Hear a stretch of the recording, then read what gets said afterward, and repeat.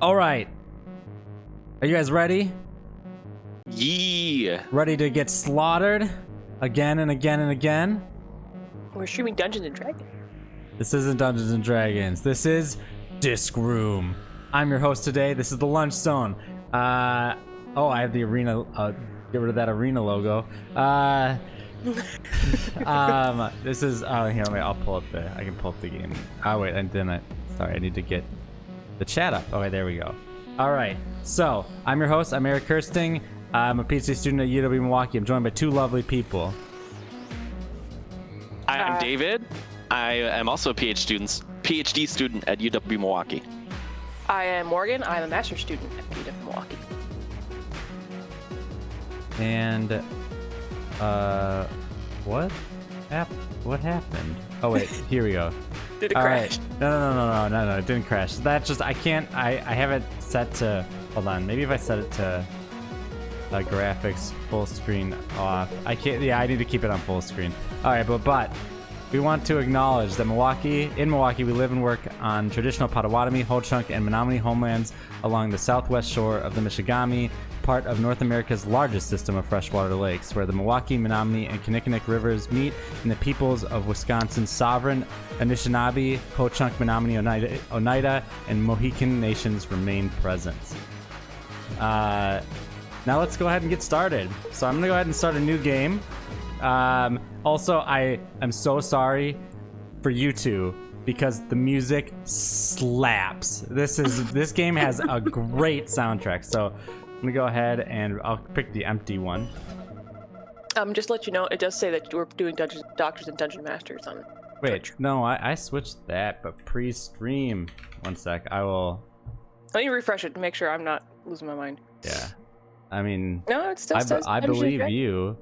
I definitely. All right, I'll fix that now too. This stream's getting off to a great start. That's really weird. It happens. Yeah, I will say that I did do this and saved it earlier today, so I'm confused as to. All right, let me know if this title. Okay, so I guess. Dying in this. I guess the word slaughtered might have been key. That might have done it. I guess they, but it reset everything. It also reset the disc room thing. All right. I see it now. I see All right. dying in disc room. All That right. looks right. In 2089, a giant disk is discovered in orbit of Jupiter. A crew of international scientists is sent to investigate. Comic. A character crawls into the disc room. He looks around. Use the left stick to move.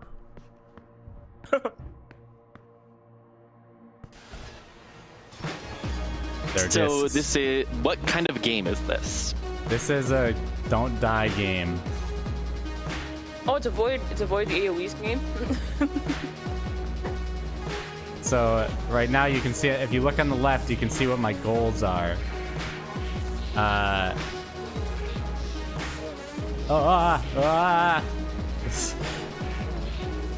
So my goal is to die from 4 different disc types and survive for 5 seconds. And we've hit 30, but I'm pretty experienced, so I'm and there we go. So because we survived 5 seconds, that opens up this path, and here I'll show you. This game is like a labyrinth of rooms that you need to, and each room has different locks. So I need to die from 4 different disc types. So what I can do is, well, if I can, I want to redo this room. Like, let me redo the room, or maybe, oh, it wants me to keep going because I think it still tutorializes. Now it's like survive 10 seconds. And these rooms are all randomly generated? I think the path of the discs is, but the rooms themselves are like planned out. It's like this room, every time you go in it, like those discs that are running around the edges are gonna be there. All right, we Gotcha. made it. All right, so now what we can do is we can go back, die to one of the side discs because we haven't died to one of those yet, and then we want to die to that giant disc. All right, now we've died to 3 different discs, and well, you can see on the top left, it shows you how many discs you've died to in that room. All right, so then survive for 10 seconds and then die to a new disc. Now we can see that there's some new discs. And these ones, like the different discs, as you can see, behave differently. It's like some, like the one, there's the wall huggers there, but these ones, they're like targeting me.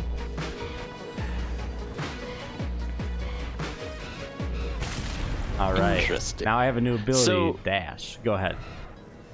So canonically, is this the same person? Is like the narrative part of it at all, or is it is the beginning narrative just like a way to set up the gameplay? I think the narrative is that you keep dying but you keep coming back.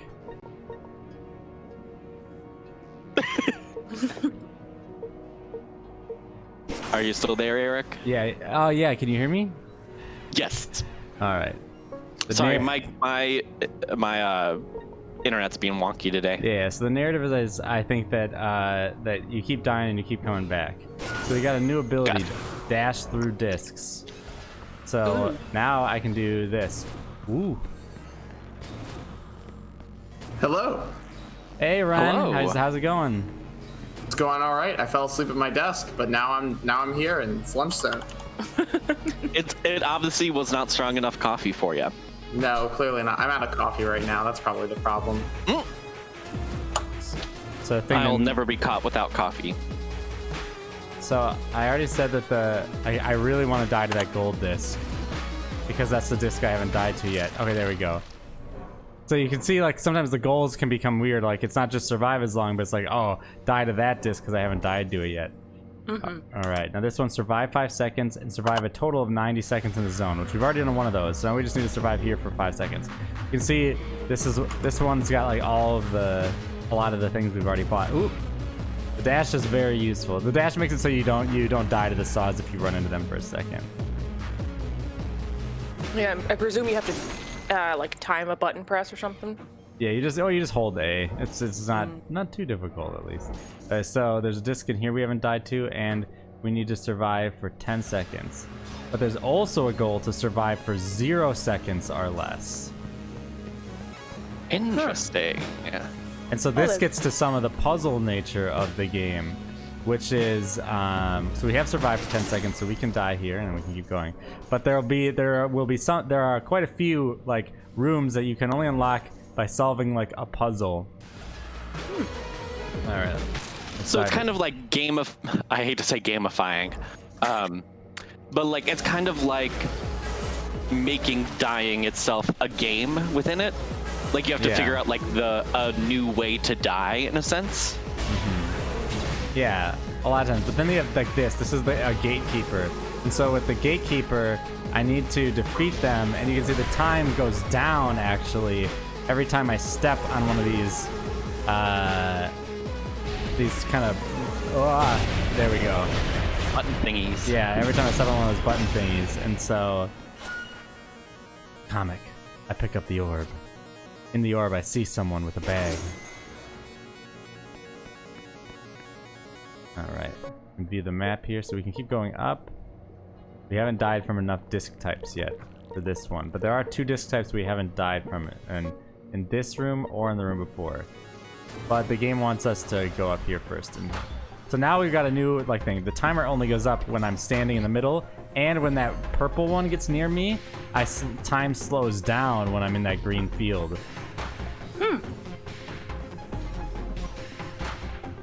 Oh. So this is very much a like take a simple concept, blow up every single one of its possible configurations kind of game. Yeah, for sure. Smart. I love those things. So, this green Fly one's having wrench. new behavior. There's not actually a goal in this one, which means that it might just be disc types to die to. Or if let's see, yeah, there's one disc type, we'll go ahead and die to that purple disc too. Oh, darn it. Got it. Yeah. New this strikes ability. me to Slow. like Go ahead. immediately as similar to Fly Wrench in certain ways. I think to some degree mainly in like the construction of the game, less the actual like what you're doing. You just survive.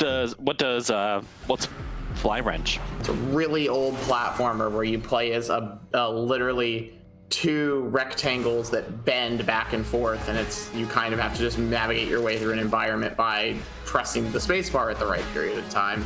Not kind of like a more complicated version of Flappy Bird. And it pushes its like mechanical limits as far as it can. It also kind of keeps with this kind of like hard mechanical aesthetic, but in a more minimalist way. Gotcha. So there's some like configurations that I'm seeing. I'm thinking, okay, well, that's a tradition of indie games right there. This is really cool though. Where do you, if I wanted to pick this game up, where would I find it? I got it on Steam. Hell yeah. All right, there's a disc in here that I haven't died to. I think it's one of the little discs. If those things shoot out little discs. Yeah, there we go. Got it. And now we've unlocked 2 different abilities, so we can go in here and survive for 5 seconds. Oh, It's cute how they have like the dev team ranking in terms of like for how long they survive. I think that's cool. Yeah, it's like their high score, and you can try to beat it. Helps give the game a little extra replayability. Defeat 2 gatekeepers to go up, or to the right. Survive 5 seconds in all unlocked rooms to go to the up, and survive 60 seconds total in the zone. Alright, to go to the other way. Alright. Eric's always in the zone.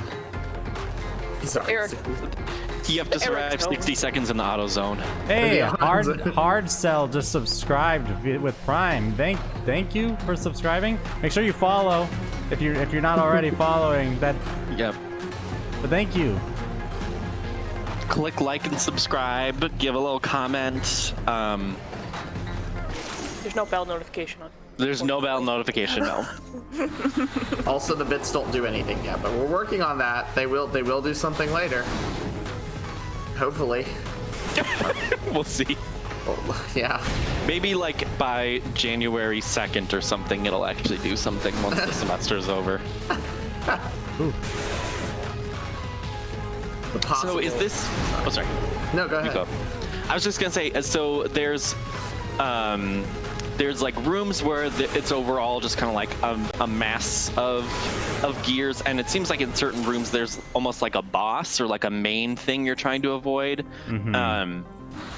And do you think, like, just thinking of how I would navigate those 2 kinds of rooms, I feel like I would encounter them differently, or like navigate them differently. I don't know how I'm trying to think about this, but like the idea of, because this game is kind of all about, like Bren was saying, right, repetition on a theme, and like I could see like the variation of the boss versus like a standard room being one of those like distinguishable variations that would like make me play the game differently. Yeah, I think that's true. So this one we have a 20 second. We have to stand on the thing for 20 seconds and we beat the gatekeeper. But yeah, the gatekeeper is like, there's definitely a heightened sense of it because you're not just like trying to die to a certain disc type or something. You're really trying to like defeat them by like, you know, by accomplishing some sort of specific tasks.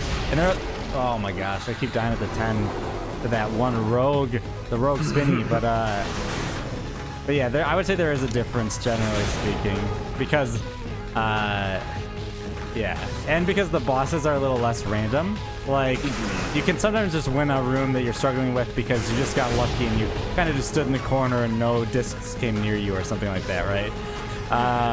Whereas, I'm not really using my dash well enough. That's like the thing that lets me move through the discs, and that's why I keep dying. But yeah, does that help answer your question?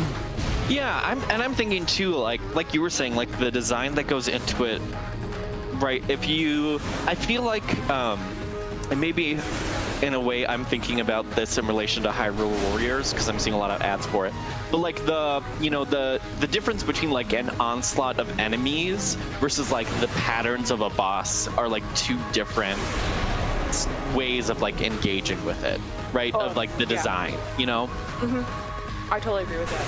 Like in games where you have like instances or dungeons versus things where they're just one boss and you have to beat them, and there's a bunch, like there's more of a puzzle aspect to bosses, I feel like, because enemies you just kind of you kill as fast as you can, but like a boss you have to have a plan, avoid their attacks and everything. You kind of have to approach it as a puzzle instead of like a bang bang sort Yeah, of. shooty bang bang. Yay, Eric, good job. The purple person has a nuclear device. They look at me, their eyes squint, they put it back in their bag and run off. I gotta go get them, but I can't. The game won't let me. To go up, I need to survive 20 seconds in 6 different rooms. But can I survive at 20 seconds in this room? Yeah, and like Morgan was saying, right? We might think of like a boss room and then like a different room being like the same quote unquote difficulty, right? Like we might need the same amount of repetitions to like complete it, right? Or something like that. But the way you engage with it is different. I guess Right. you now are in the Sarlacc pit, so that's fun. This is one of the most weird ones in the game. Clone. Ooh. I'll try it out here. Press A to clone yourself. Oh, is it to bait out the other other discs? Oh, okay. Let me guess. As long as one survives, you're good. Yeah, as long as one survives. The other thing that, like, as far as similar games that I'm feeling out here is there's some I want to be the guy DNA in this game. Yep. And like, oh man, Super Meat Boy. yeah. So one But thing. like, Oh, go ahead. Finish up. it's specifically the power-ups that are getting me there. I'm like, I think there's something about this that like, but hey, not in a bad way. That game is just kind of a dark horse, and so every time I bring it up, I have to like kind of temper myself. I'm like, I'm not really sure what I feel about I want to be the guy. So now we'll get into one of the things I don't like about this game. Because I really like this game, generally speaking. I think it's a lot of fun. But one of the things that I do not like is... Oh, yeah, I just need to get in there. Alright, well, it doesn't really matter. We survived for 10 seconds. So one of the things that I do not like about this game is that... So, like, you saw there, I just got 10 seconds. Each time I grabbed one of those balls, I got a second. Now, let's do clone. Alright? I don't know if it'll work here. Here, let me show you. So, every time I clone, it actually lowers my timer down.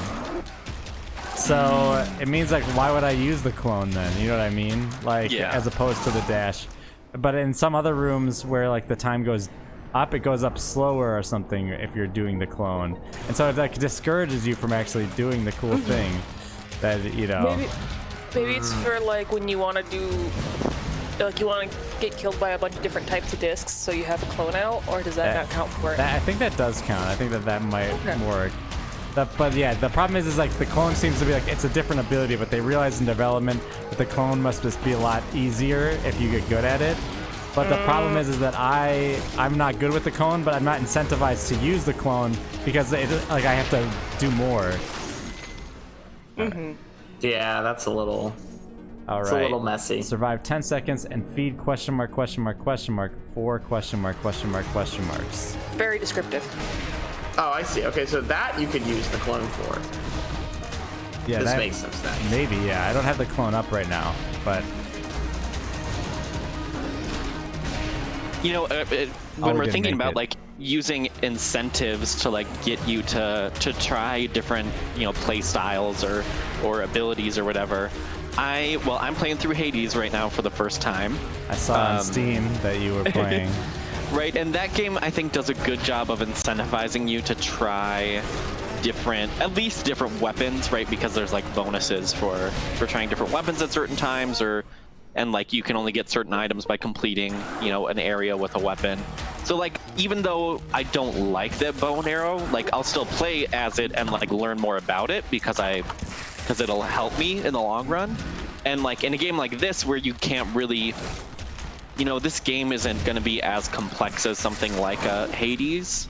Like, it's just the development of it, right? Like, there's so many factors as to why that can't be. And so, like, in a game like this, I feel like the incentive has to be really a lot more apparent and more short-term rather than long-term. You know what I mean? Whereas in a game like Hades, the long-term incentive of something, like, might be enough. Whereas in a game like this, it really needs to be a short-term incentive. If, like, somebody, if you want them to try out your different play styles, but like somebody's not good at a play style, you know?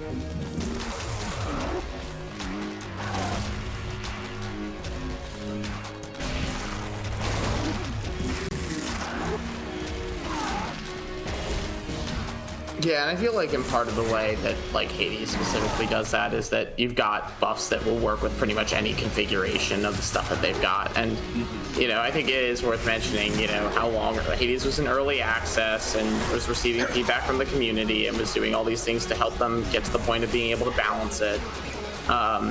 You know, and one of the few places where early access actually worked. Look at that. Yeah. But yeah, I mean, I don't know what the development history of this game looks like, and to me, I think I agree with Eric. I look at this and I go, like, it's a really steep cost. Even if I think that hard sell is correct and that they were trying to say they probably implemented it and went, oh shit, this breaks our game. We need to make sure that we can. But it's so cool. We got to keep it. Yeah. Yeah. So, like, okay, so you have feed 4 question marks to. Or feed question mark, 4 question marks. You're at 3 out of 4. I think 3 out of 4 is the most I've gotten. Does that make sense? You need to do it. Oh, you need to do it constant. Okay, I got Maybe it. like 4 in one time. Okay. Yeah, hungry boy. It's hard to because your controls control all of them at once. I'm wondering. I don't know. We'll go ahead and do this one. You're like, I'm gonna take out. I'm gonna blow up the speed and do a different one. welcome to Apex Legends. We're playing Mirage now, and only Mirage. That's this entire game. Hard Yeah. sell. It's one of the issues is for like games like Magic the Gathering or anything is what is the dominant strategy and like making sure that you have it varied. Magic, for all of its flaws, does a really good job at keeping the meta differentiated. Like if one card is dominating the meta, they typically either put it as a restricted card so you can only have like one in your deck, or they just ban it completely from whatever it's dominating. So they can make sure the meta is not stagnant, which I think I applaud. I applaud Wizards for doing with like 5,000 different cards.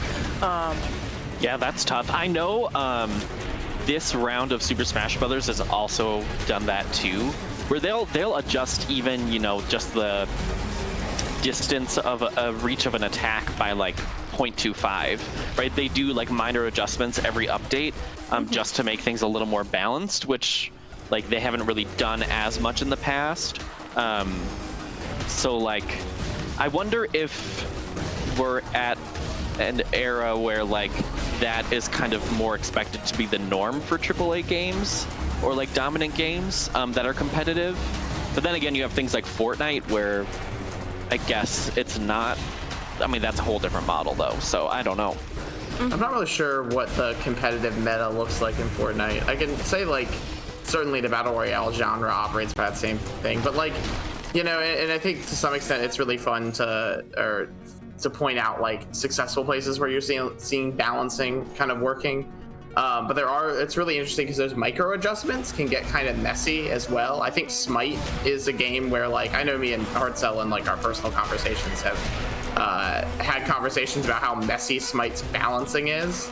They just love to create, it's power creep that works against the balancing. Obviously with something like what Eric's playing now, you know, you balance the game, you ship it. For the most part, it's pretty much stagnant unless you add some sort of expansion. Smite keeps adding new characters that have like 16 million additional abilities on top of each other. And the more that like ability diversity kind of power creep thing keeps going, the more the like micro adjustments aren't working. So there's like definitely a layer of like when you get to extreme complexity in your meta, those little micro adjustments start causing more problems than they do solving things. Yeah, and I know in like Final Fantasy, like they have jobs they have. I think they have 10. Let me say 4, 7. 17. They have 17 different jobs, and you can play all of them. But like, you have 17 different jobs, and you have 4 tanks, 3 healers, and then a bunch of DPS, and all the DPS need to feel somewhat similar but somewhat different. And with like the newer expansions, like Shadowbringers came out with 2 new classes that basically just blow all the other classes out DPS wise, so you have to have them on your team. Or like Dancer, not so much Dancer, but Gunbreaker like blows DPS for tanks out of the water, so everyone wants a Gunbreaker on their raid team. It's really strange. I might be wrong with the numbers, but people, it's like, how do you make classes that are cool with the other classes, but at the same time, like, cool in themselves, but also work with other classes? Yeah, I can understand the power creep with this fight. Yeah, when you're always have to come up with a new character, but you're constantly running out of ideas. So yeah, you're just like, what if we made all the characters one character? Also, what is this flash mob you're creating here? Well, I'm trying to figure out if there's like a puzzle in this room. Ah. Oh, maybe you have to go on those different lines. Well, yeah. I mean, I think one thing to note is that there is a difference between the kind of games that you guys are describing, and like this, because this is not a multiplayer game, right? Like, yes. balance is required because it achieves fairness, right? But we expect less fairness from other games. I'm not saying that this game shouldn't be balanced, right? You still need to balance. Mario needs to be balanced, right? If it's way too hard, that's not fun, right? If it's not at all difficult, it's not easy, or it's not fun either, right? So the difference is like in a competitive games, balance needs to be achieved. Let's just shove everyone in this corner.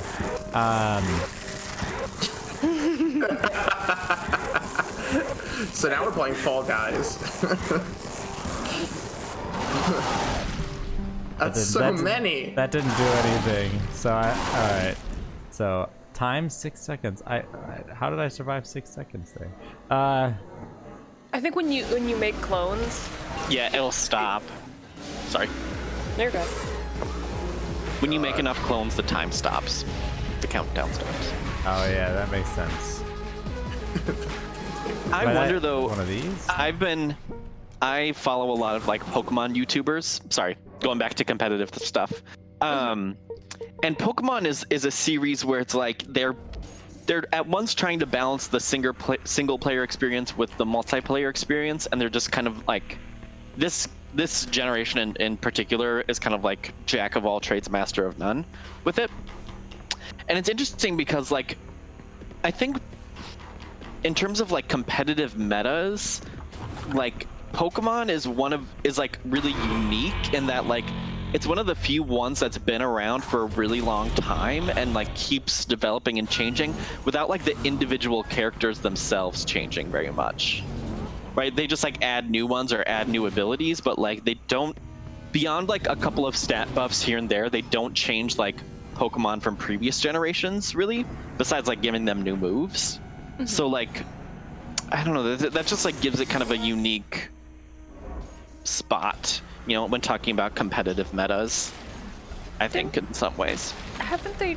I know, like, it might just be like there's a few generations that kind of change things up in the previous generation, like mechanics-wise, like certain moves, what moves are special. I don't know anything. I'm trying to like engage this conversation, but I don't know that much about Pokemon. But like those little tiny tweaks, like watching someone play like he was playing like Red and he was playing Silver, like the original Silver, and someone was like, "Why didn't that move work?" He's like, "Because he got paralyzed with Secret Attack, I think, or something like that." And he's like, "Oh, that's a physical attack in this generation." So I kind of like and that physical special split happened like on the DS, right when like internet functionality started being a part of Nintendo products, and so like that obviously changes how you play the game too, because like that's going to affect the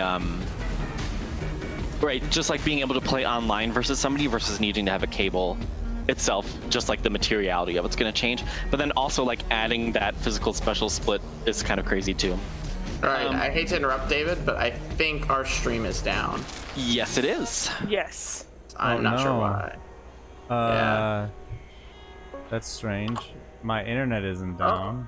You're back up now. I don't know what happened. Is the quality fine, or has it generally been okay? Like not 1080p 60 from source. Yeah, it's good.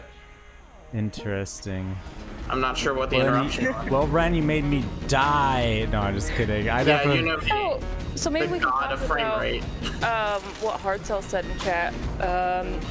They say video games are so much harder to balance than other competitive mediums. They're expected to go on for years, adding new content along the way, unlike standard sports, but are discouraged from moving items, unlike trading card games. I would push back on that hard sell. I think I can't see your name right now. I'm A, playing the game, B, I don't have chat up because I went to try to fix the stream. Because A, I think that's kind of the thing where it's like soccer doesn't seem hard to balance because it's been balanced for 150 years or however long soccer's been around, right? Like, so we, like it just is a little slower. Meanwhile, we expect our competitive video games to be updated like very often, right? In a way.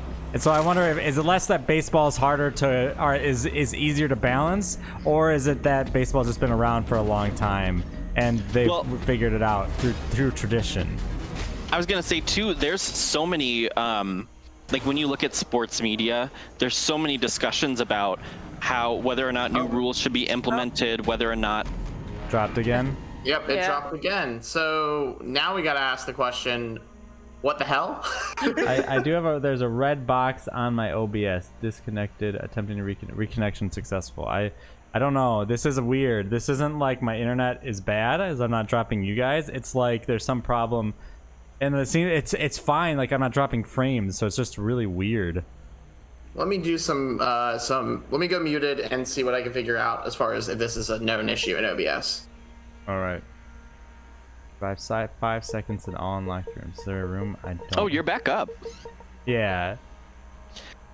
Well, I was just saying before that sports have their own kind of like rhythm to this too, because people like there's been changes in like American football, in the past decade that people have been arguing about for like the past 20 years about implementing. Yeah. Well, it's so like moving goalposts, like where you shoot the extra point was like. I think that was like that gotta be like 5 years ago at this point. But there was a whole hullabaloo about moving it from 20 to 25 yards, Yeah, and what's interesting is because that gets it to some degree at like this kind of what Eric would call the spirit perhaps of American football, which is like you go back to when the extra point last was changed, what was like how often did people hit or how often did people make it? And the answer is that they generally were hitting around 70% of the time at like in the 70s. And so by switching it, moving it back, you more actually get back to what the rule was intended, but because players have gotten so good that a strategy, and this happens right in a lot of competitive games where early on X character is not good, but then later on nothing else has changed, but X character is now too good because players have kind of learned how to use them. Yeah, or how to especially for physical sports, it's how do you train and specialize into one or the other fields of play? Because in football, it used to be that your frontline man. So bad with football, but I like football. Your frontline man was your runner as well as your short throw receiver. And so they play a bunch of different things, and now they're very specialized and they train for that very specific role. And so it's how people, take advantage of the system around them in video games, being well, I'm going to be, I don't know, I'm trying to think of an Overwatch thing. I'm going to be a scout main in TF2, so I'm going to get really good at playing scout. And so then you have a bunch of people who are really good at playing scout, you need to compensate for that because scout players are too good. I don't know, taking advantage of the system around you. So, to interrupt the very good discourse with technical information about Streamlabs, this has been a known issue since about September 21st. What happens is that somewhere between your CPU and the streaming software, it judges that there are no packets coming for some reason, and therefore it disconnects you even though your internet is going because it just thinks nothing's coming. Yeah. People are just arguing on the forums about how to solve it and what's going on. I have not found any definitive answer. My guess, just off the top of my head, is that they made a patch to Streamlabs and fucked something up, and I don't use out. Streamlabs. So I use just regular OBS. Well, it's still coming in with regular OBS too, actually. So I don't know what they did with that. All right, I wanted to just make sure that that we were just on the same page. That's all. Yeah, I totally agree with you, Hardcell, about paid. The modern games are paid products, so casual players expects updates, and I totally understand that. I know, like, I keep thinking Final Fantasy because that's the only game I play nowadays. But like in Final Fantasy, they weren't going to add any races to the new expansion, but everyone wanted new races, so they rushed out new races. Cause like, oh well, here's Hrothgar, here's Fiera. They're spaghetti coated together, so they can't wear certain things, but player base wanted new races, so they got a shoddy race because they needed to rush out some content. Like that kind of thing, I can totally understand. Developers feeling that push of new content, new things to keep it interesting. Like Smash keeps adding new character. I don't know how those are implemented though. What do you guys think? I mean, well, I'll just note to Hardcell's point. I mean, yes. No one's arguing that games as live service don't exist or aren't an important part. Yeah, but that's the rub. Is that it's not just that players expect it. It's that these are the most profitable games to make, are games as live service, right? Which require those constant updates. Why? Because it's a lot cheaper to make a game and then keep updating it. Like, it's a lot cheaper to add a character to Smash than to make a new Smash game. And if you can make as much money adding a character to Smash, then that's more profitable. So I have less sympathy for the game designers who are pushing this particular format of games on their users, if that makes sense, of the games as live format, because it's more profitable for them. Like, yeah, if that means that it's harder to develop, well, you're making more money, so I guess it should be harder to develop. But anyways, go ahead. Morgan you had a point to make. Oh, I was gonna ask you guys what, like, especially with, if you make a game like No Man's Sky or Smash, this is also a good example, but you keep updating it, you can keep it at full price, and people will pay for it full price. Because it's an updating game. But a lot of games as live service are free to play, right? Like Hearthstone or I was meaning like the paid competitive games. Yeah. Totally, Some games free to play games.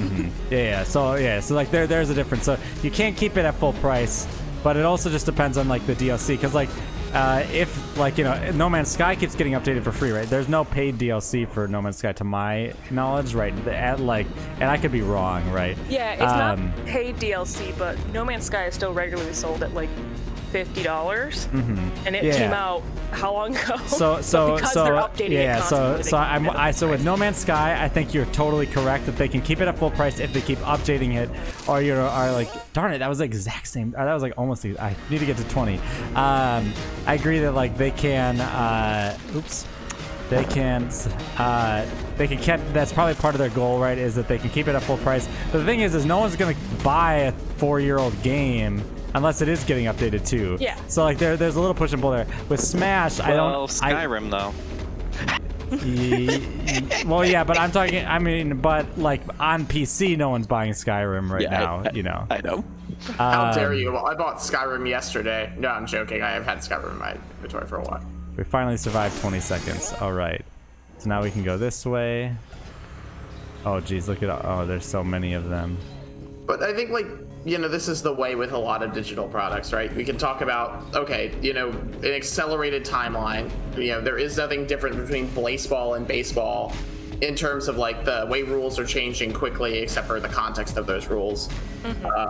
Just to make a joke, but like, you also have the issue of the live services, and I do want to like pivot off of what you're saying, Eric, and say I don't blame the devs for it. More often, I blame the publishers. Sure, but sometimes there can be murky lines between the difference between those things. But I generally, yes, I agree. It's the guy who determines the balance probably, he signed up for this job. Presumably, he's not doing it against his or her will. But yes, they're not necessarily the ones making that decision. This was one of the puzzles that took me a while to figure out. Wait 1 second, I'm in the wrong room. But it is yeah. an interesting puzzle. Like, how do you, though, and you like blow it up to its logical conclusion? If you were to make one game, and that game was going to run for all time, how do you continue to balance it and make it interesting? You know, what is the never-ending D&D campaign?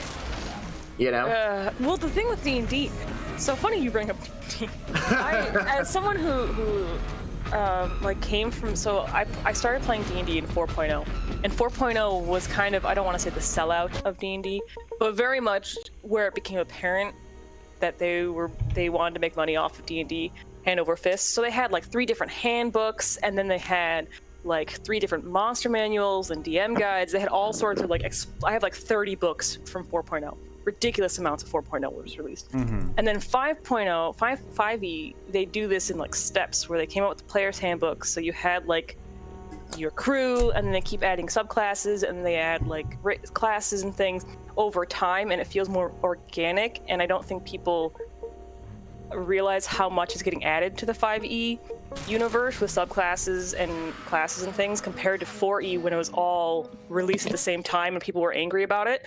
It's like, well, all these new content, like what's a warlord? That doesn't make any sense. But in 5e, they're adding classes and things over time, and it feels more organic. I don't know where I'm going with this, but I feel like there is a point to this argument, like releasing the game as finished as compared to like organically building onto it and how audiences receive it.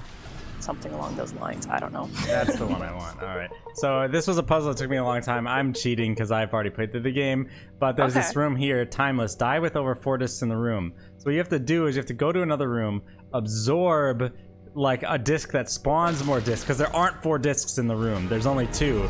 So you go into another room, spawn a disc that spawns more discs, and then die. And now I've unlocked this new room. And now this room is unlike most of the other rooms, there's no light, but I guess this one's okay because those guys are. But if I get into a room that's pitch black, I can get one of those guys who spawns a light and grab them.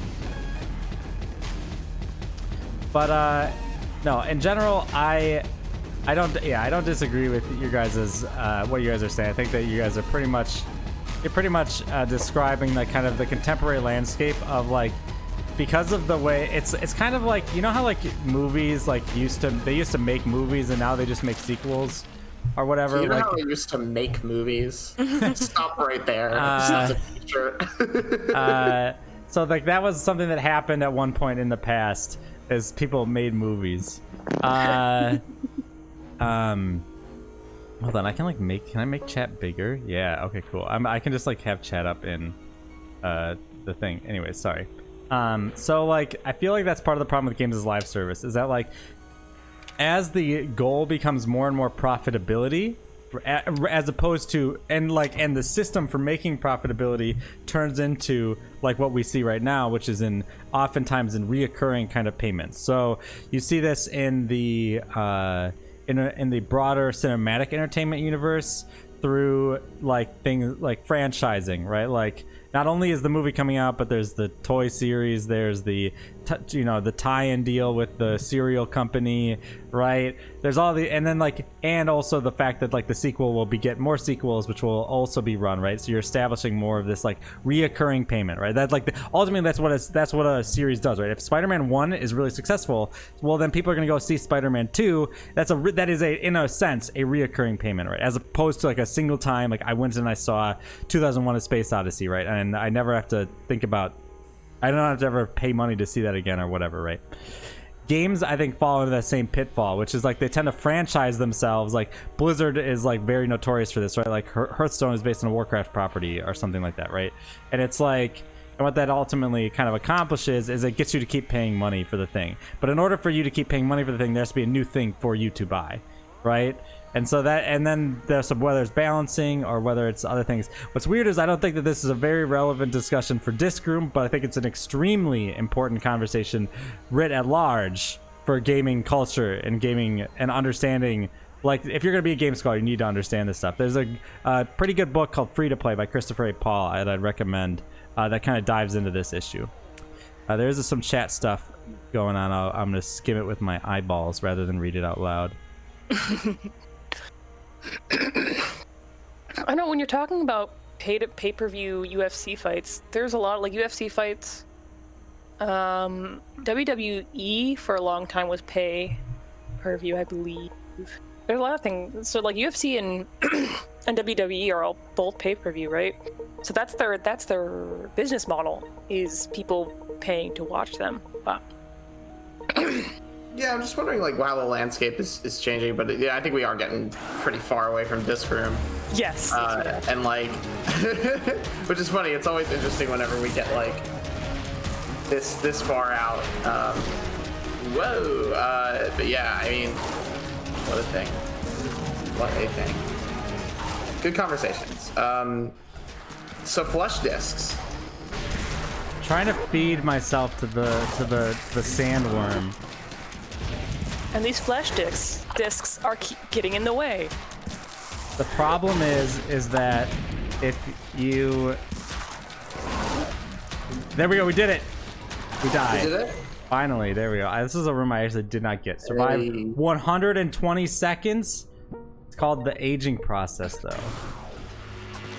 Is time going faster than normal? Oh yeah. Hold LB or RB to fast forward. Oh. Oh, fun. Okay.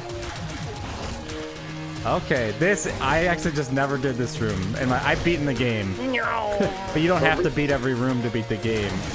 At least you move faster. I was gonna say, if you move at the same rate, that's brutal. You can just keep the button held down, and as long as your reaction's there, you're good. Yeah, well, yeah, this room, like, there's not, like, discs aren't really spawning. Though, so you can, it's kind of easy. Oh, you can hold both to go even faster. Oh my god. Ah! This is truly testing my skills as a gamer. All right. Oh, wait, it was 120 seconds. Oh, shoot, Finally. that's 2 minutes. I messed up, guys. Oh, no. Just become go plus ultra, become the speedrunner you were always meant to be. I actually was, one of the things I thought about talking about today is how this would be a really interesting game to speedrun. Because,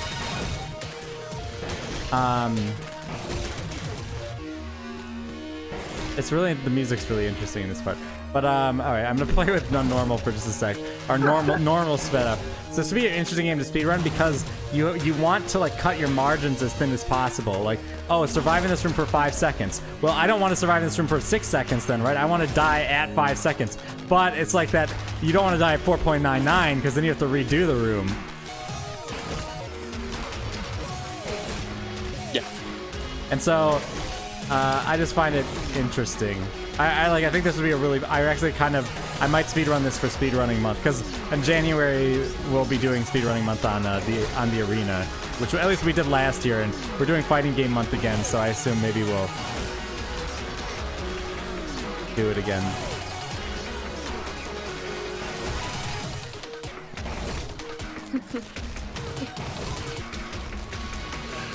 Yeah, I think it would be an interesting speed game for sure. And like, God, there's like a whole conversation to be had at some point on one of these shows about what makes a good speed game.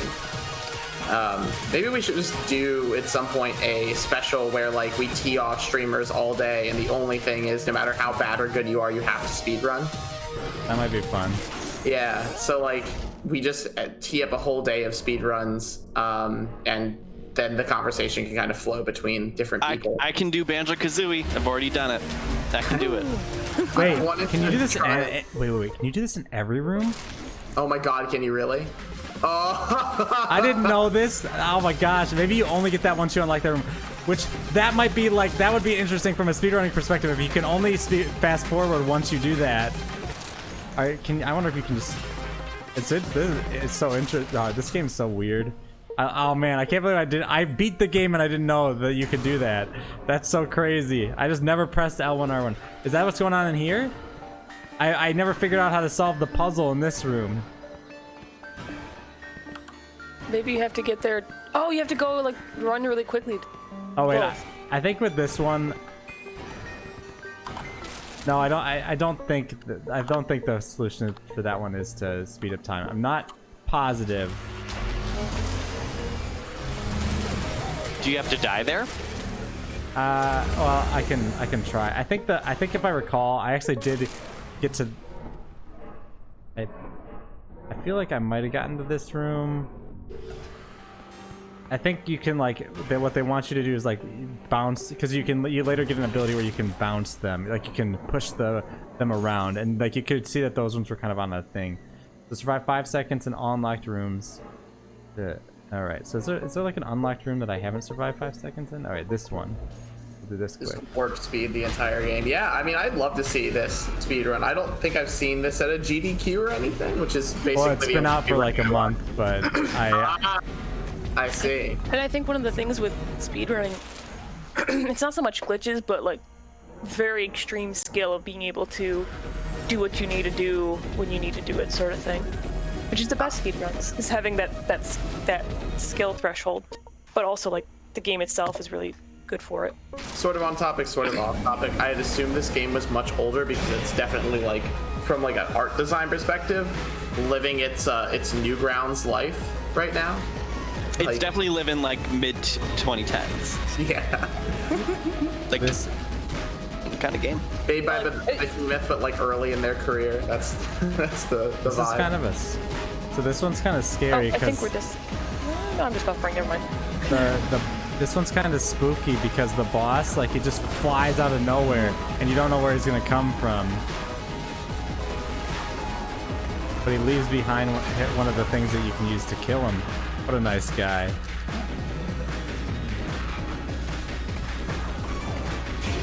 Wouldn't that be a funny thing if bosses in real life just left you things that could kill them?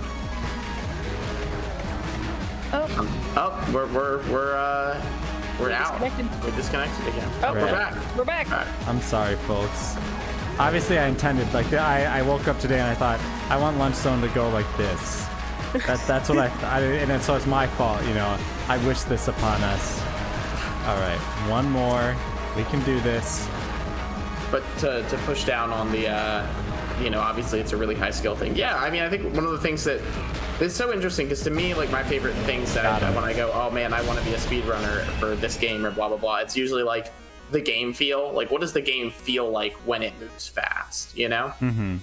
And like, so I think Sonic Mania, Titanfall 2, Doom with glitches, those sorts of things are where I'm like, okay, this is it. But like, or Dust Force DX, but you've got this other side of speedrunning where it's a matter of like what games test your skill the most, you know? Mm-hmm. Yeah, definitely. It's a varied community. Yeah. And then you've got the Banjo-Kazooie players out there, David. All right. I think I'm number like 259 on a no glitch 100% playthrough. Woo. Nice. That's not terrible. Look at that. I'm gonna think it's like out of 2,000 just to. It also makes me think too, something that's interesting is like, what's the difference between like, there's games where you can speed up time, but then there's also like, when you play a game on like, using a ROM, like you can also just speed up time there, right? And like that comes with its own set of challenges when like the game allows you to speed up versus when you just speed up a game on your own and try to play it that way. Do you speed up time on your ROMs? Is this a Yeah. admission? Pokemon, if you're a Pokemon player, you speed up time on your ROMs, because that game. Yes, I do. Oh yes, I do. don't even know how you ever go back to playing Pokemon. It is so like slow. without like a normal system. Sword and Shield is the slowest. I like playing my Pokemon games at times 8 speed. Why can't I select too. this in the menu? Me too. You gotta take in the world, man. You gotta experience it. How dare you not have the experience the developers intended? I will say, like in Final Fantasy, there's this thing called respecting content. It's a meme. No one does it. But like, there's a lot of mechanics that you can just kind of cheese or burn or like skip the phase because you do enough damage. So, but people are like, oh, we should respect the mechanic, and everyone goes like, no, we're just gonna finish the boss, okay? We're not gonna worry about it. We're not gonna worry about playing it how the developers intended 7 years ago.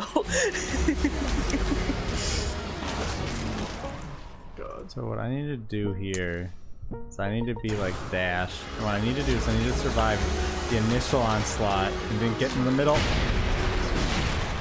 There we go. We got 5 seconds. I'm trying to get 5 seconds in 35 rooms, so that way we can move on to the next section. Though we don't have much time left. Is this map like the main? Like, does it go beyond this map, So or is it all contained within this? It does go beyond this map. So, so wait, defeat the 4 gatekeepers. Oh, I think one of the gatekeepers is over here. It goes. There's like another floor, you could almost say, as well as like a hard mode. Gotcha. There's also discs menu that shows you all the discs, and it has the flavor text. The shade, my every muscle wrecked with fright, my every thought throttled by self-preservation. I am what only fear becomes. Ah, Flare, that's fun. this darkness has overdriven my every nerve. I'm alive with fear alone. Golden disc. This golden disc seems familiar, almost allegorical. The lack of aggression and warmth in this room perplexes me. These golden discs are the still surface below, which a dangerous understanding stirs. I'm so confused, but also here for this.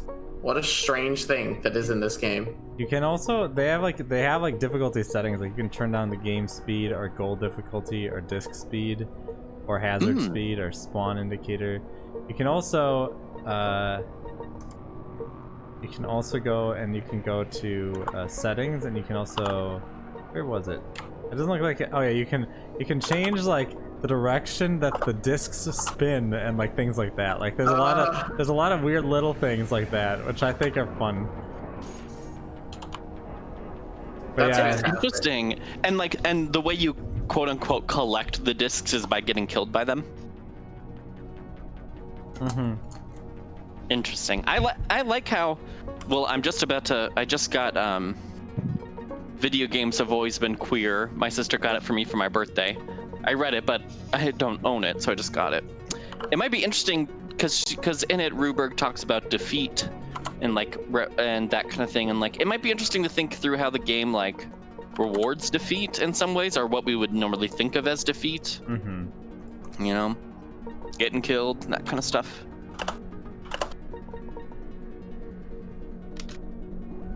only chumps play at 24. I play at 23.97. Ha ha ha ha. I'm good at jokes. Hi. Hey, nobody said you weren't good at jokes. FFW. I mean, you make them. What does FFW mean? Thank you, David. That's the most Fast grateful forward. I've Wait, received in fast my forward life. amount. I could like set fast forward amount to 200. One sec. Let's try that out. Oh man, I can get it so fast.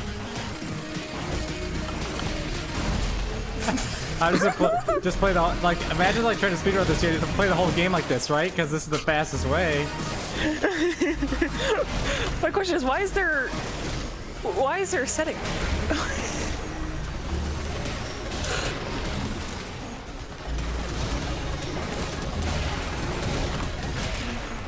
This is so silly. Oh, only real gamers don't need to turn on film grain because film Only grain real is gamers need their frustrating. eyes. I play Disc Room with my eyes closed.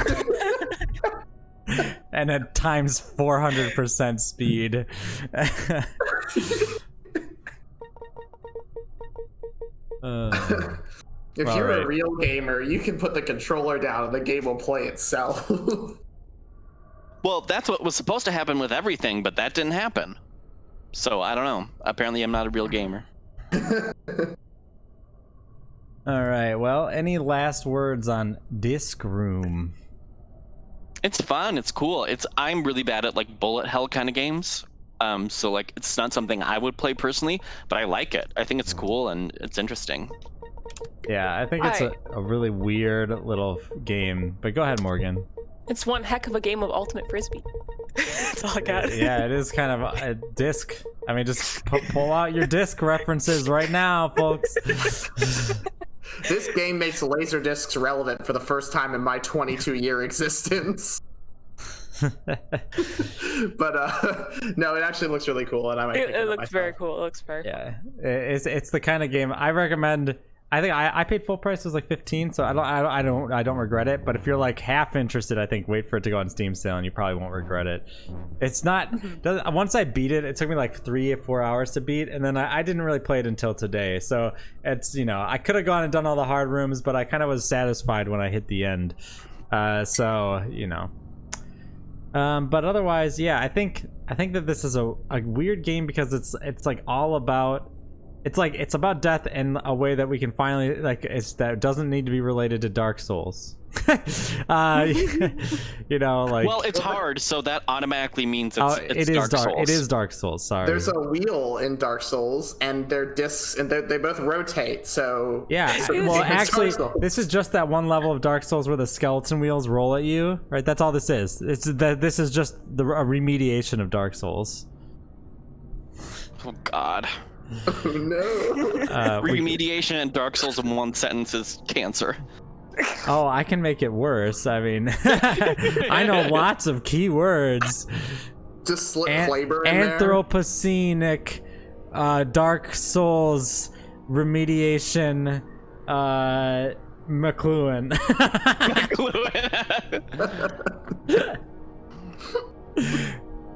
All right, I think it's 1 o'clock, isn't it? It is 1 o'clock. Thank you for joining us, specifically Hard Cell, for your wonderful contributions in the chat. And as always, Morgan, Ren, David, you guys are amazing. Checking out. Have a great weekend, folks. And by the way, go Team Blue.